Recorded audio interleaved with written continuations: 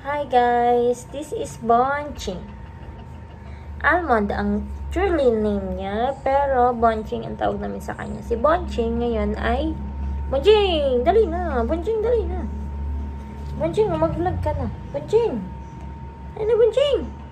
Si Bonching po ay Shih Tzu and he is a boy. Boy po siya. Ngayon, siya ay in heat. Ayan. In-heat siya, kaya yan, palagi siyang hal-hal, ayan. Oh, gusto laging may maano, ay. Ayan, hal-hal siya lagi. Pero, hindi nakalabas ang kanyang pitotoy. Ayan. Ay, sorry, pitotoy. Ayan, oh, ayan, oh. And, ayan, tapos shy. Ay, shy ang Bonching ko. Ay, shy naman. Ay, shy sa camera. Ayan, so, pag in-heat ang mga aso, hindi sila mapakali, hindi sila makatulog paggabi kasi gusto nilang makipag-tutut. Ayan. Tapos, ayan o.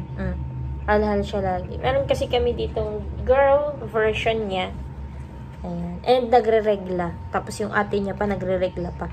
So, nababaliw siya. Hindi niya alam kung sino ang kanyang jojowain. Pero sinasabihan naman namin siya na bawal kasi ang kanyang mga kasama dito ay kanyang mga kapatid. Ayan, kapatid. Na-try nyo na po ba yun? Yung magkapatid tas magka-asawahan. Ano po yung result ng kanilang ng kanilang ano yung baby? Okay ba? Kasi ito, ang ginagawa ko na lang, dinadiaperan ko na lang yung kanyang girl version para hindi na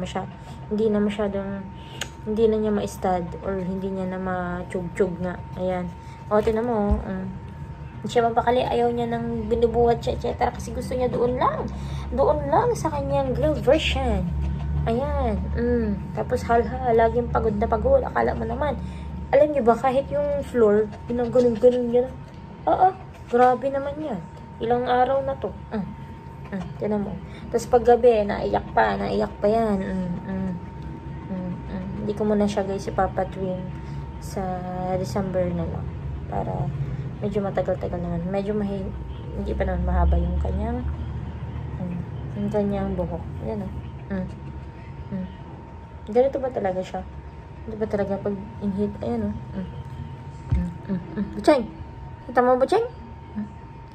Bucheng ha? Bucheng ha? Bye-bye po. Bye-bye.